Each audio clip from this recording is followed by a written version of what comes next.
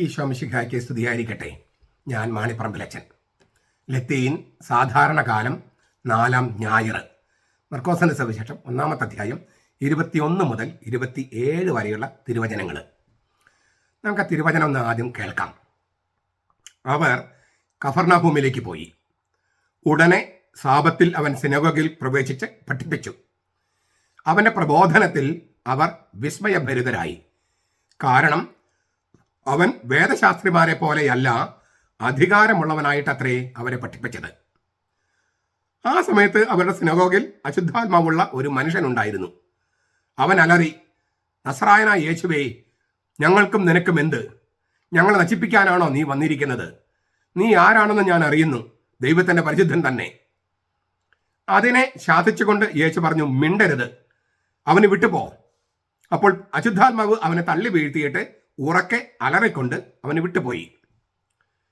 എല്ലാവരും ആശ്ചര്യപ്പെട്ടു. അവർ തമ്മിൽ വാദിച്ചു കൊണ്ടിരുന്നു. അവർ പറഞ്ഞു, ഇതെന്ത്? ഒരു പുതിയ പ്രബോധനമോ? അവൻ അധികാരത്തോടെ അശുദ്ധാത്മാക്കളോട് ആജ്ഞാപിക്കുന്നു, അവൻ അനുസരിക്കുകയും ചെയ്യുന്നു. അവന്റെ കീർത്തി ഗലീലയുടെ സമീപ പ്രദേശങ്ങളിലെല്ലാം പെട്ടെന്ന് പരന്നു.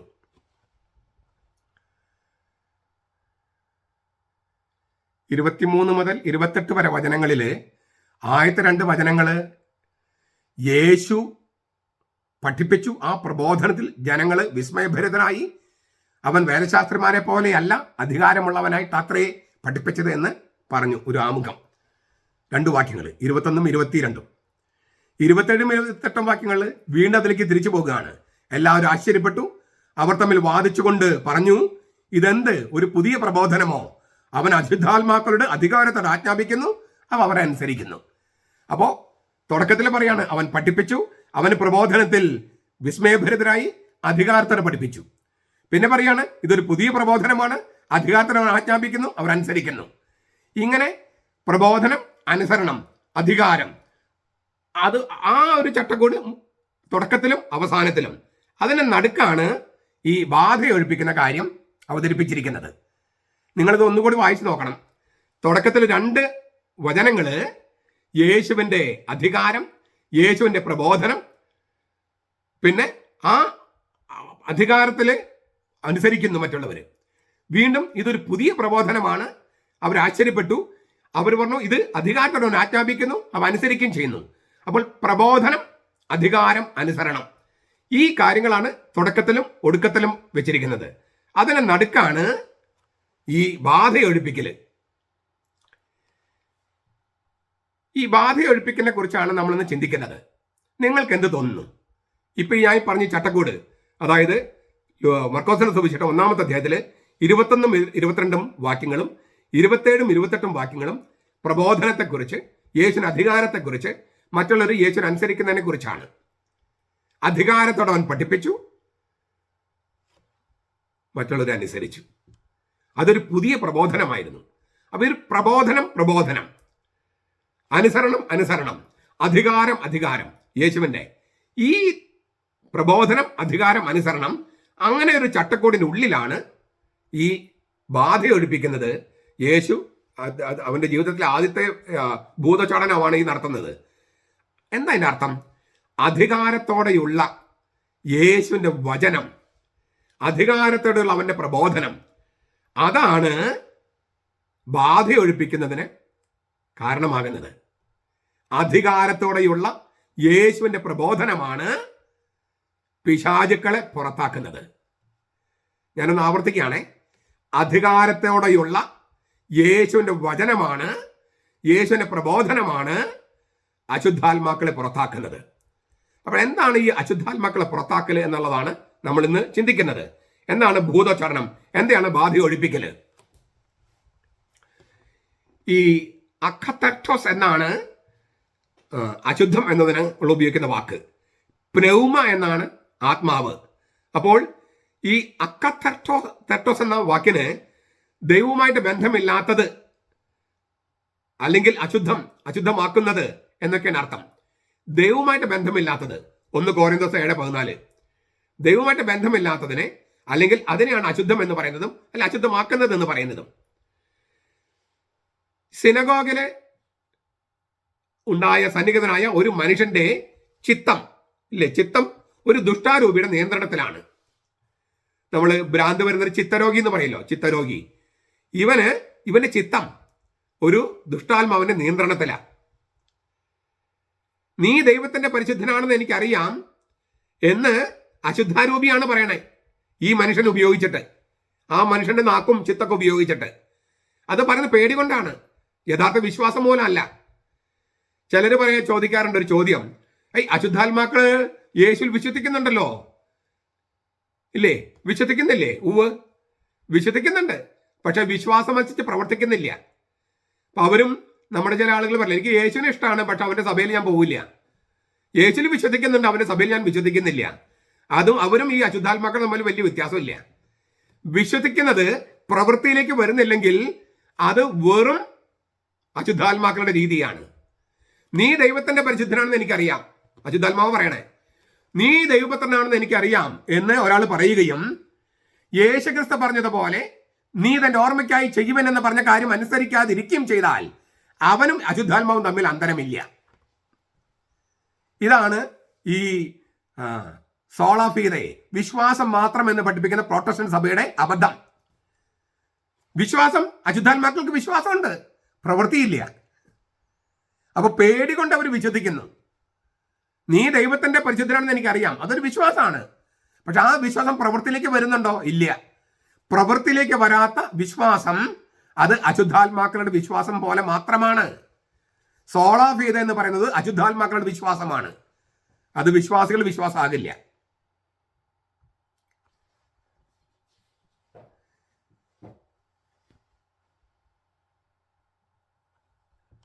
ഈ അശുദ്ധാത്മാവ്, അതായത് ദൈവത്തോട് ബന്ധമില്ലാത്ത അശുദ്ധാത്മാവ്, ആ അശുദ്ധാത്മാവിനെ യേശു വചനം കൊണ്ട് നീ പോ, മിണ്ടരുത്, നീ പോ എന്ന് പറയുന്നു.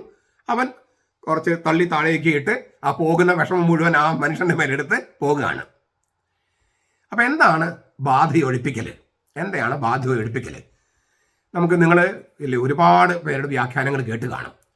ഞാൻ ഈ പറയുന്നത് ബെനഡിക്ട് മാർപ്പാപ്പ പറയുന്ന നസറത്തുൽ യേശു എന്ന ഗ്രന്ഥത്തിൽ ബെനഡിക്ട് മാർപ്പാപ്പ പറയുന്ന കാര്യമാണ് ഞാൻ നിങ്ങളോട് പറയുന്നത്.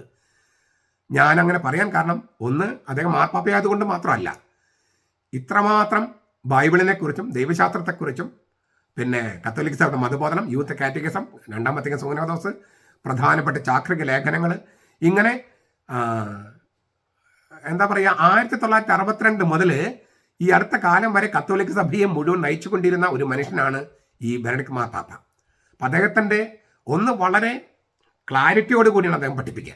2, വളരെ യുക്തിബദ്ധമാണ്. 3, തിരുവചനത്തിൽ ആഴപ്പെട്ട് ആറാടി നിൽക്കുകയാണ്.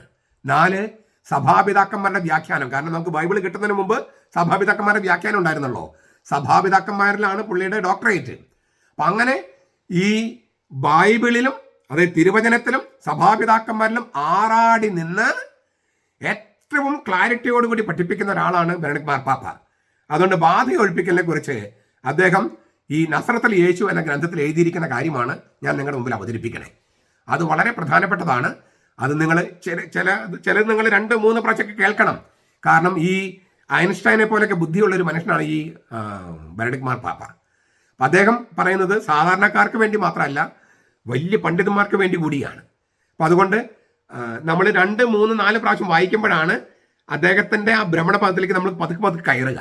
ഒരു പ്രാവശ്യം വായിച്ചിട്ട് കേട്ടിട്ട് മനസ്സിലായില്ലെങ്കിൽ അയ്യോ ഇതൊക്കെ ഭയങ്കര കഠിനമാണെന്ന് പറഞ്ഞ് തള്ളിക്കളഞ്ഞ് പോകരുത്. ഈ വചനം ശ്രവിക്കാൻ ആർക്ക് കഴിയും, ഇത് കഠിനമാണെന്ന് പറഞ്ഞ് കർത്താവിന് ഉപേക്ഷിച്ച് പോയ പോലെ പോകരുത്. 2 പ്രാവശ്യം 3 പ്രാവശ്യം 4 പ്രാവശ്യം വായിക്കുമ്പോൾ കേൾക്കുമ്പോൾ അദ്ദേഹത്തിൻ്റെ ഭ്രമണപഥത്തിലേക്ക് നമുക്ക് കയറാൻ പറ്റും. അത് നമ്മൾ ശ്രമിക്കണം. അപ്പം നമ്മൾ ഓരോരുത്തരും ദൈവശാസ്ത്രജ്ഞന്മാരാണെന്ന് കരുതിയിട്ട് വേണം ഞാൻ ഈ പറയുന്ന കാര്യം കേൾക്കാനായിട്ട്. എന്താണ് യഥാർത്ഥ പിശാച് ബാധ ഈ ലോകത്തിലുള്ളത്? എന്താണ് ബാധയൊഴിപ്പിക്കൽ? മന്ത്രവാദത്തിൽ നിന്ന് ഈ ബാധയൊഴിപ്പിക്കൽ വ്യത്യാസപ്പെട്ടിരിക്കുന്നത് എങ്ങനെ? ഈ മറ്റു മതങ്ങളിലൊക്കെ മന്ത്രവാദം, ദുർമന്ത്രവാദം ഹിന്ദു മതത്തിലുണ്ട്, ഇസ്ലാമിലുണ്ട്. അപ്പോൾ ആ മന്ത്രവാദത്തിൽ നിന്നും ക്രിസ്ത്യാനികളെ ബാധയൊഴിപ്പിക്കൽ വ്യത്യാസപ്പെട്ടിരിക്കുന്നത് എങ്ങനെ? ഇത് വളരെ പ്രധാനപ്പെട്ട ചോദ്യമല്ലേ? അനശ്വരവും സനാതനവുമായ യുക്തിയിൽ നിന്നാണ് ഇറ്റേണൽ റീസൺ ഈ ലോകം ഉടലെടുത്തത്. ആദിയിൽ ലോഗോസ് ഉണ്ടായിരുന്നു. ലോഗോസ് ദൈവത്തോടൊപ്പമായിരുന്നു. ലോഗോസ് ദൈവമായിരുന്നു. ഈ ലോകത്ത് സകലതും സൃഷ്ടിച്ചത് ലോഗോസിലൂടെയാണ്. അവനിലൂടെ അല്ലാതെ ഒന്നും സൃഷ്ടിക്കപ്പെട്ടിട്ടില്ല. യോഹന്നാൻ സുവിശേഷം 1:1 മുതലുള്ള വാക്യങ്ങൾ. അപ്പോൾ ലോഗോസ് എന്ന് പറഞ്ഞാൽ അനശ്വരവും സനാതനവുമായ യുക്തി. ലോഗോസ് എന്ന് പറഞ്ഞാൽ ലോജിക്ക്, ഗ്രീക്കിൽ ലോഗോസ് ഗ്രീക്ക്, അതിന് ഇംഗ്ലീഷിലേക്ക് ലോജിക് എന്ന് പറയും, യുക്തി. അപ്പോൾ ശാശ്വതമായ സനാതനമായ യുക്തിയാണ് ലോഗോസ്. ആ ലോഗോസിൽ നിന്നാണ്, ഇറ്റേണൽ റീസൺ, നിത്യമായി നിലനിൽക്കുന്ന യുക്തിയിൽ നിന്നാണ് ഈ ലോകം ഉടലെടുത്തത്. ഇല്ലേ? എല്ലാം സൃഷ്ടിക്കപ്പെട്ടത് ലോഗോസിലൂടെയാണ്. യോഹന്നാൻ 1 അധ്യായം, യോഹന്നാൻ സുവിശേഷം 1 അധ്യായം 1 മുതൽ.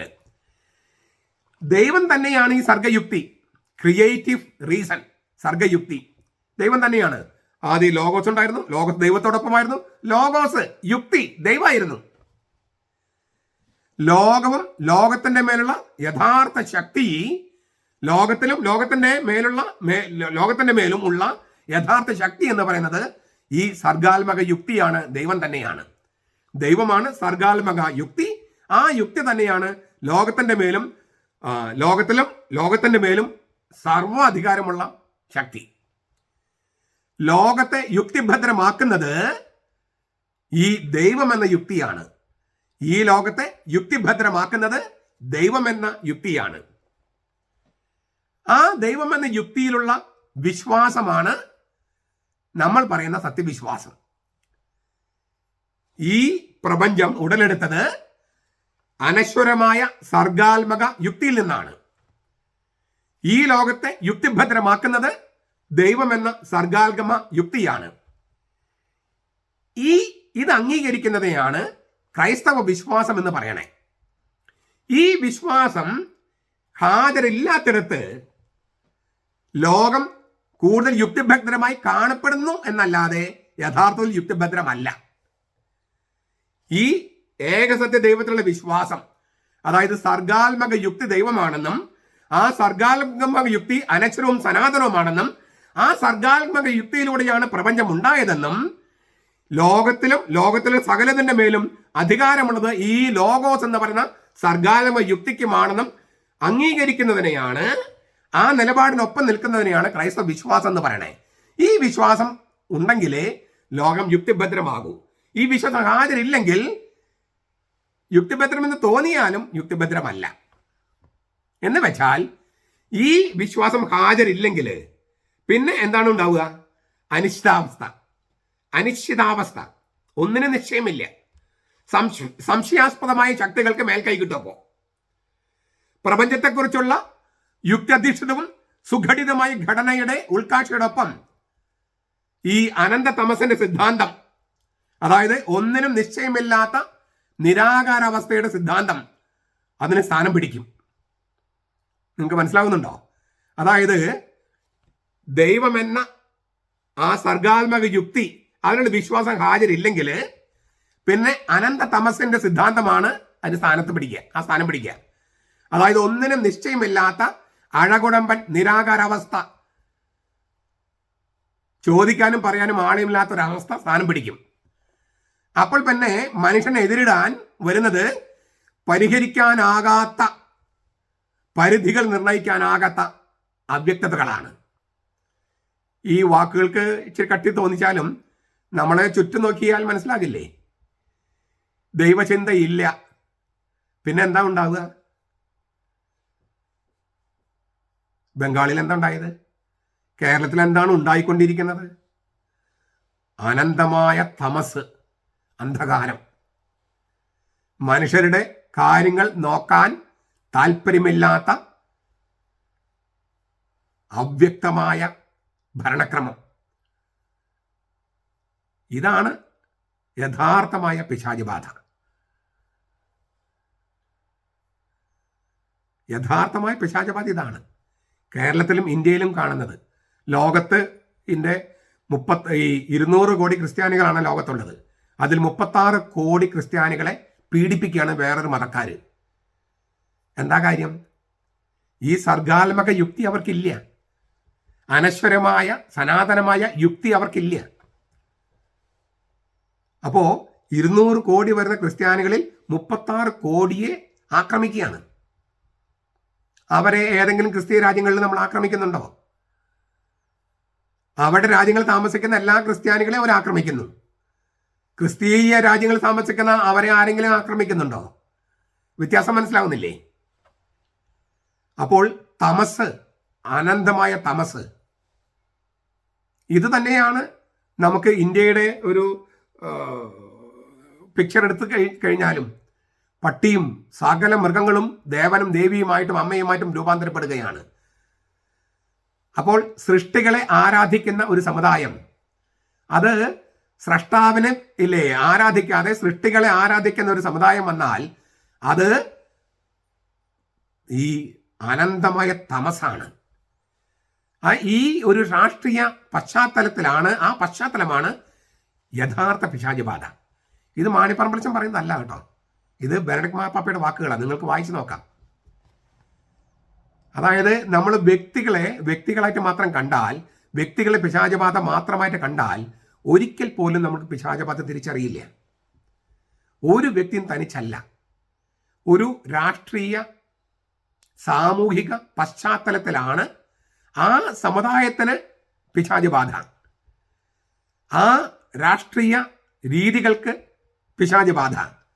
അതാണ് വ്യക്തികളെ സ്വാധീനിക്കുന്നത്, അതാണ് വ്യക്തികളെ പിശാചുബാധിതരാക്കി മാറ്റുന്നത്. ഈ ലോകത്തിന്റെ ബാധ ഒഴിപ്പിക്കണം. ലോകത്തിന്റെ ഒരു ഭൂതോച്ചാടനം ആവശ്യം തന്നെയാണ്. അതെങ്ങനെയാണ്? സനാതനവും അനശ്വരവുമായ സർഗാത്മക യുക്തിയിൽ നിന്ന് പുറപ്പെടുന്ന യുക്തിയുടെ വെളിച്ചത്തിൽ ലോകത്തെ ഉറപ്പിക്കണം. ഞാനത് ആവർത്തിക്കുകയാണ്. സനാതനവും അനശ്വരവും സർഗാത്മകവുമായ യുക്തിയിൽ നിന്ന് പുറപ്പെടുന്ന ഇറ്റേണൽ ക്രിയേറ്റീവ് റീസൺ, പുറപ്പെടുന്ന യുക്തിയുടെ വെളിച്ചത്തിൽ ലോകത്തെ ഉറപ്പിക്കേണ്ടതുണ്ട്. അങ്ങനെയല്ലെങ്കിൽ ഞാൻ പറഞ്ഞല്ലോ, അതിൽ ആ വിശ്വാസമാണ് യഥാർത്ഥ വിശ്വാസം, ആ യുക്തിയിലുള്ള വിശ്വാസമാണ് ശരിക്കുള്ള വിശ്വാസം.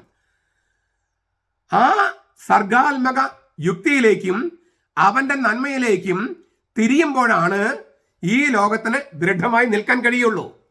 അല്ലെങ്കിൽ അനിശ്ചിതാവസ്ഥ, സംശയാവസ്ഥ, എല്ലാത്തിനെയും രാഷ്ട്രീയവൽക്കരിക്കുന്ന, എല്ലാം തങ്ങളുടെ സ്വാർത്ഥ ലാഭത്തിനായി മാത്രം മാറ്റുന്ന, എല്ലാം അഴിമതിക്ക് ഉള്ള വഴികളായി രൂപാന്തരപ്പെടുത്തുന്ന തിന്മയുടെ ശക്തികളായിട്ട് മാറും. അങ്ങനെ ഉള്ള ഒരു സാഹചര്യത്തിൽ വ്യക്തികളും പിശാചുബാധിതരായിട്ട് മാറും.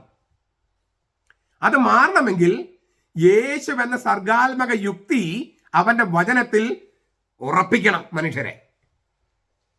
യേശു ക്രിസ്തുവിന്റെ സന്ദേശവാഹകരുടെ, അതായത് പ്രേക്ഷിതരുടെ കേന്ദ്ര ദൗത്യം ഇതാണ്: യേശുവിന്റെ വചനത്തിൽ ഉറപ്പിക്കുക.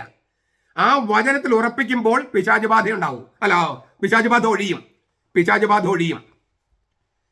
ക്രിസ്തുധർമ്മത്തിന്റെ ഭൂതോച്ചാടന സ്വഭാവത്തെ പൗലോസ് വേറെ തരത്തിൽ വ്യാഖ്യാനിക്കുന്നുണ്ട് എഫേസ്യ ലേഖനത്തില്.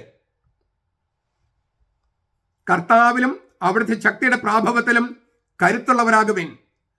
സാത്താന്റെ കുടില തന്ത്രങ്ങളെ എതിർത്ത് നിൽക്കാൻ ദൈവത്തിന്റെ എല്ലാ ആയുധങ്ങളും ധരിക്കുവിൻ.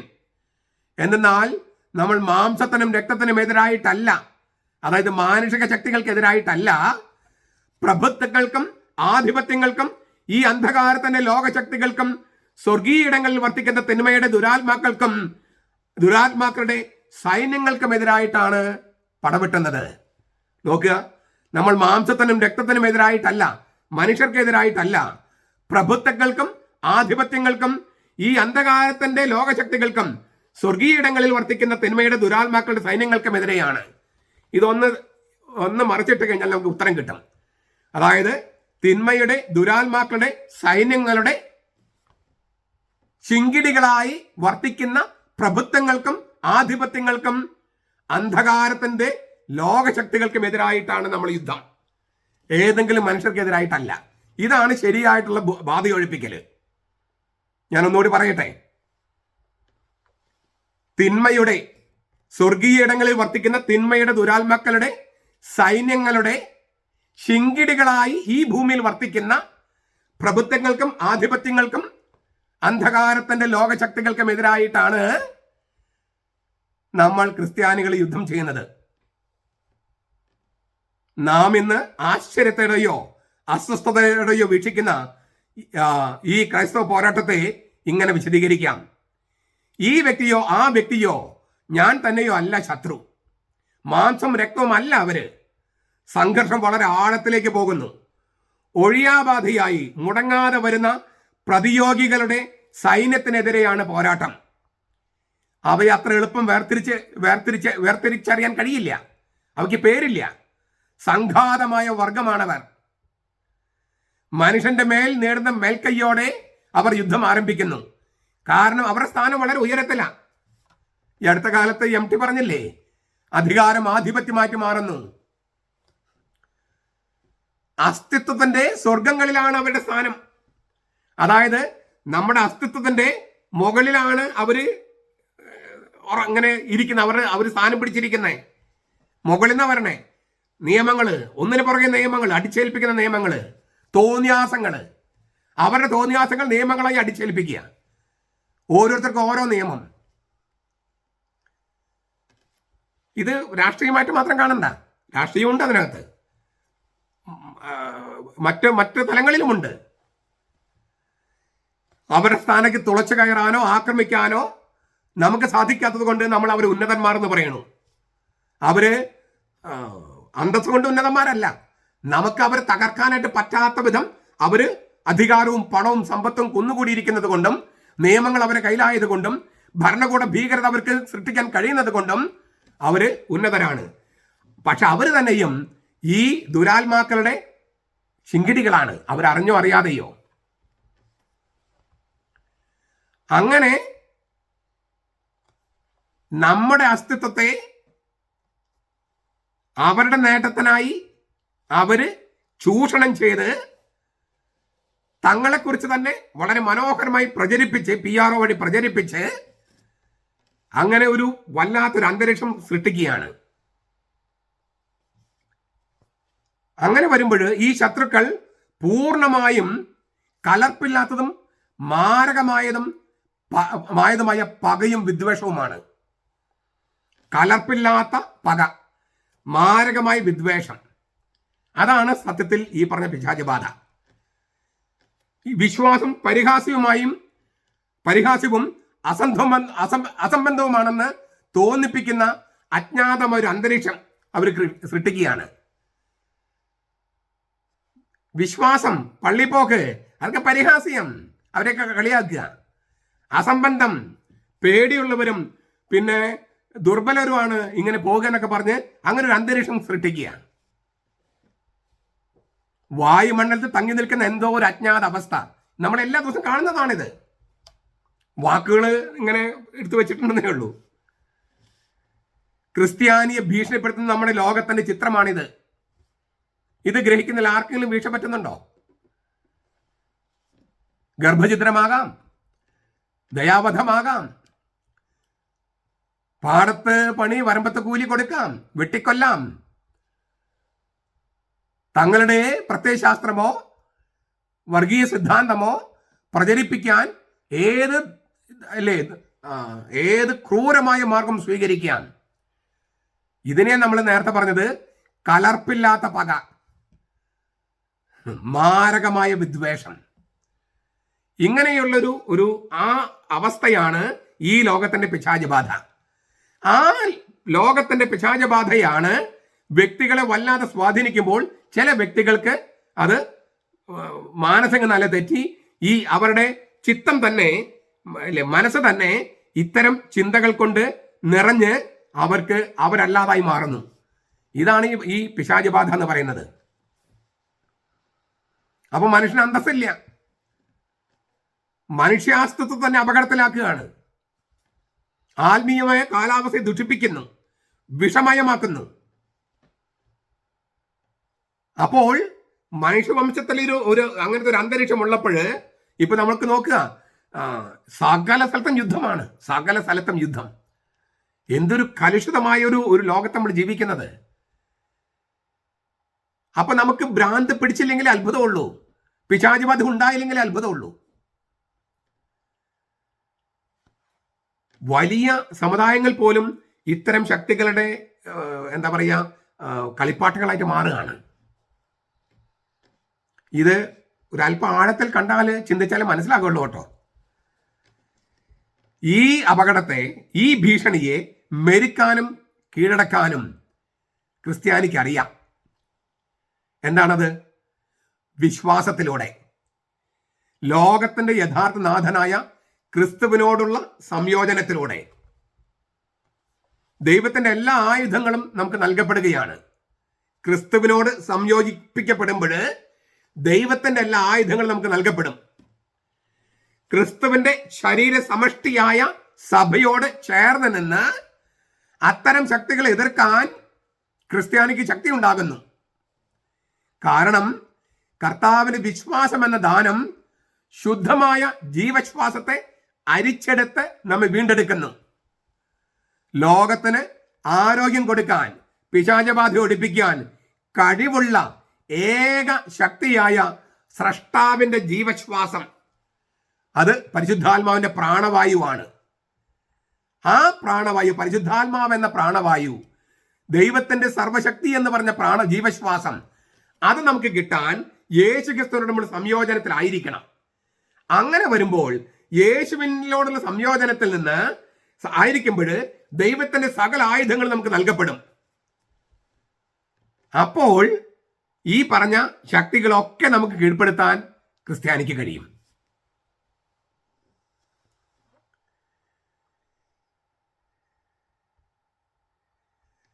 ഈ ബാധയൊഴിപ്പിക്കല് അത് വീണ്ടെടുപ്പിന്റെ ഒരു ചക്രവാളമാണ്. രോഗശമനത്തിന്റെ മതം എന്നാണ് പണ്ട് ക്രിസ്തുമതത്തെ വിളിച്ചിരുന്നത്. സൗഖ്യം ഇല്ലേ, തെറാപ്പൂട്ടിക് റിലിജിയൻ, രോഗശമനത്തിന്റെ മതം. കാരണം എന്താണ്? സൗഖ്യവും ബാധയൊഴിപ്പിക്കലും. അതായത് ഈ ലോകത്തിന്റെ കരുത്തിരണ്ട ഭീഷണിയിൽ നിന്ന് സ്വതന്ത്രമാക്കുന്ന അധികാരം എന്ന് പറയുന്നത്, ഏകസത്യ ദൈവത്തെ പ്രതിയുള്ള അതേ അധികാരം എന്ന് പറയുന്നത് ഈ വചനത്തിന്റെ ശക്തിയാണ്. ഇവിടെയാണ് മന്ത്രവാദവും നമ്മുടെ ക്രിസ്ത്യാനികളെ ബാധയൊഴിപ്പിക്കുന്ന നമ്മളെ വ്യത്യാസം മനസ്സിലാക്കുന്നത്.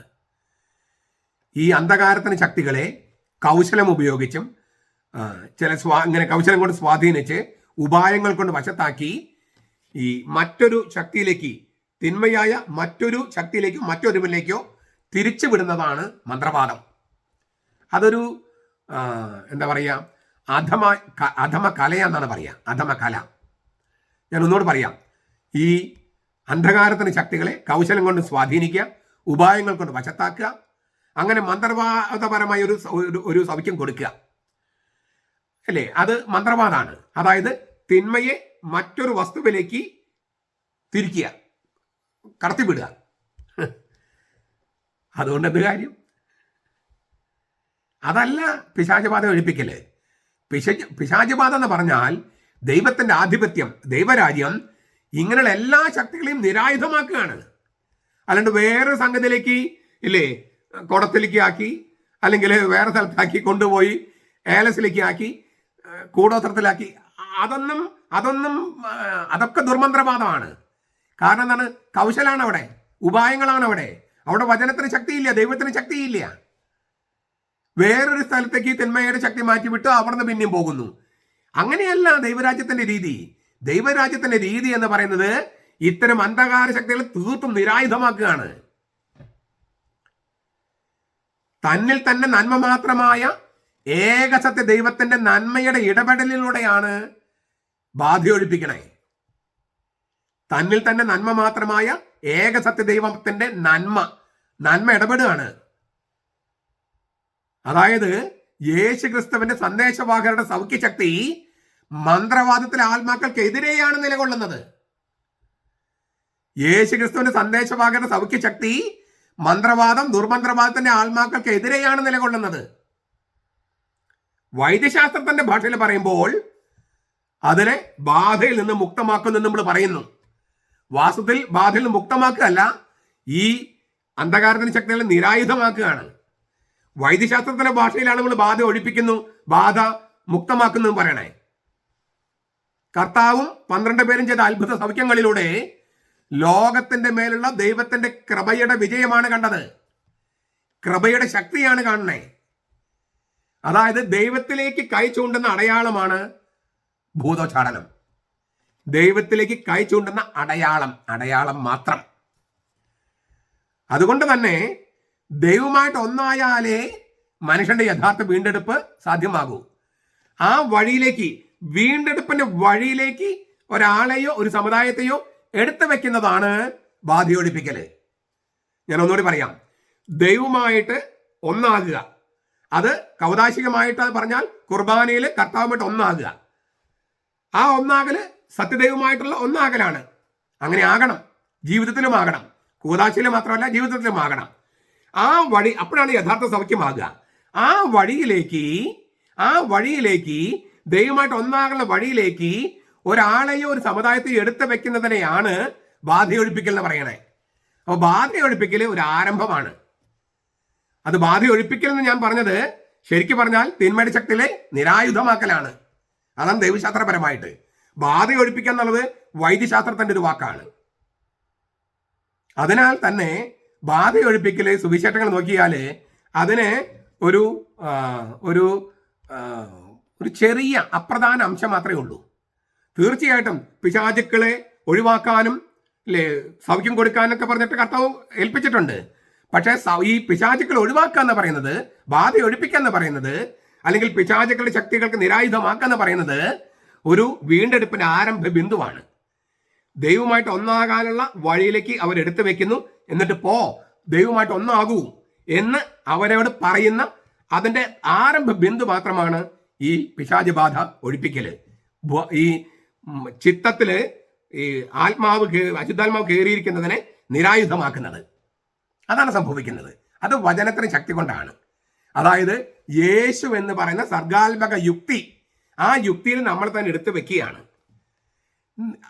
ആ യുക്തി ഇല്ലെങ്കിൽ പിന്നെ എല്ലാം അന്ധവിശ്വാസമാണ്, അജ്ഞതയാണ്, അജ്ഞേയമായ അന്ധകാര ശക്തികൾക്കുള്ള വിധേയത്വമാണ്. ഇത് തിരിച്ചറിയുമ്പോൾ തന്നെ എന്താ പറയുക, ഒരു ഹീലിംഗ്, ഒരു ഭയങ്കരമായ ഒരു ഹീലിംഗ് സംഭവിക്കും നമുക്ക്. ഞാൻ ഈ പറയുന്ന കാര്യത്തിന്റെ ഞാൻ പറഞ്ഞല്ലോ, തുടക്കത്തിൽ പറഞ്ഞല്ലോ, ഒരു 3-4 പ്രാവശ്യം നിങ്ങൾ കേൾക്കുക. അപ്പൊ നിങ്ങൾക്ക് ശരിക്കും മനസ്സിലാക്കാം എന്താണ് ഞാൻ ഉദ്ദേശിക്കുന്നതെന്ന്. അതായത് ശരിയായ വീണ്ടെടുപ്പ് എന്ന് പറയുന്നത് ദൈവരാജ്യത്തിൽ കുറഞ്ഞത്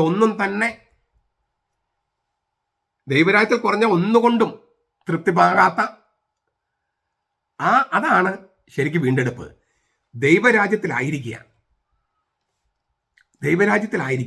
ദൈവരാജ്യം എന്ന് പറഞ്ഞാൽ ഞാൻ കഴിഞ്ഞ ദിവസം വളരെ വിശദമായിട്ട് പറഞ്ഞു, ഒരാളാണ്, യേശുവാണ്.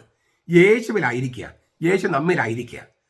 അങ്ങനെ ആകുമ്പോൾ ആ ഒന്നാകല്, ദൈവമായിട്ട് ഒന്നാകല്, സംയോജനം, അതിന്റെ മുമ്പിൽ ഒരു ശക്തിക്കും, ഒരു അന്ധകാരത്തിന്റെ ഒരു ശക്തിക്കും ശക്തി ഉണ്ടാകില്ല. അവർക്ക് നിരായുധരാകും. ഞാൻ യേശുവിലാണ്, യേശു എന്നിലാണ്. ഈ വിശ്വാസവും വചനവും കൂദാശയും അത് നമ്മൾ ദൈവമായിട്ട് ഒന്നാക്കി കഴിയുമ്പോൾ മറ്റെല്ലാ ശക്തികളും നിരായുധമാകും. അതൊരു ഭാവനയല്ല, ശരിക്കും സംഭവിക്കുകയാണ്. അപ്പോൾ അശുദ്ധാത്മാക്കളുടെ ഭയത്തിൽ നിന്നും മോചനം കിട്ടുകയാണ് നമുക്ക്. ദൈവത്തിന്റെ ബുദ്ധിയിൽ നിന്നും യുക്തിയിൽ നിന്നും ആവിർഭവിക്കുന്ന ലോകത്തെ മനുഷ്യബുദ്ധിക്ക് സമർപ്പിക്കുന്നതാണ് ഭൂതോച്ചാടനം. ദൈവത്തിന്റെ ബുദ്ധിയിൽ നിന്നും യുക്തിയിൽ നിന്നും ആവിർഭവിക്കുന്ന ലോകത്തെ മനുഷ്യബുദ്ധിക്ക് സമർപ്പിക്കുന്നതാണ് ഭൂതോച്ചാടനം. അതുപോലെ ദൈവശക്തിയാലുള്ള സൗഖ്യം എന്ന് പറയുന്നത് ദൈവത്തിൽ വിശ്വസിക്കാനുള്ള ക്ഷണമാണ്. ബുദ്ധിയുടെ കഴിവുകൾ രോഗശാന്തിക്ക് ഉപയോഗിക്കാനുള്ള ആഹ്വാനമാണ്. ദൈവത്തെ ദർശിക്കാനുള്ള അകക്കണ്ണുള്ള ബുദ്ധി, മനുഷ്യനെ ആത്മശരീരങ്ങളുടെ ഏകതയായി തിരിച്ചറിയാനുള്ള ബുദ്ധി. മനുഷ്യനെ സുഖപ്പെടുത്താൻ ആഗ്രഹിക്കുന്ന ആള് അവന്റെ സമഷ്ടിയില് ദേഹം, ദേഹി, ആത്മാവ് ഇവയുടെ അഖണ്ഡതയില് വീക്ഷിക്കണം.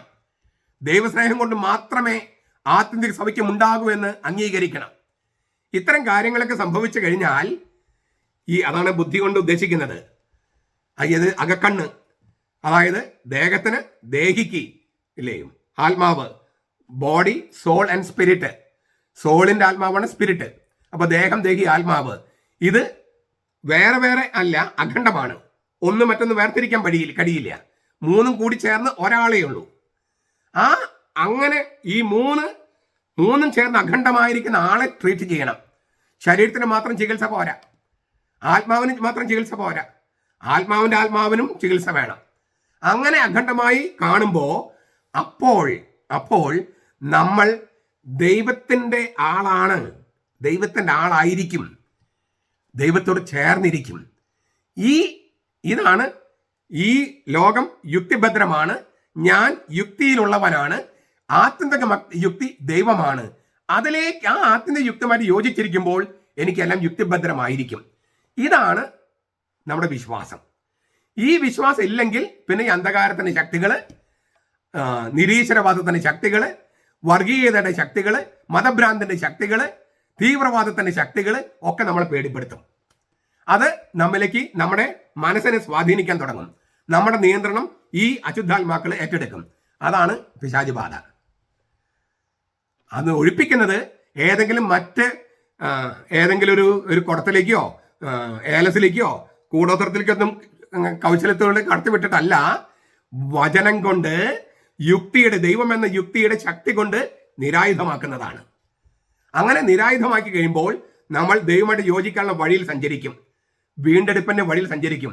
ദൈവമായിട്ട് ഒന്നായി കഴിയുമ്പോൾ ആ വീണ്ടെടുപ്പ് പൂർണ്ണമാകും.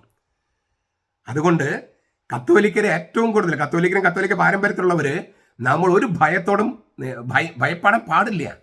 കാരണം നമ്മളും കർത്താവുമായിട്ട് എന്നും ഒന്നാകുകയാണ്. നമ്മിൽ കർത്താവ്, നാം കർത്താവില്. അതുകൊണ്ട് തന്നെ നമ്മൾ ഒരാളെയും പേടിക്കാൻ പാടില്ല. നമ്മൾ കൊല്ലുകയോ ശരീരത്തെ കൊല്ലുന്നവന് പേടിക്കണമെന്ന കർത്താവ് പറഞ്ഞേ. അത് കാരണം ഏതാണ്?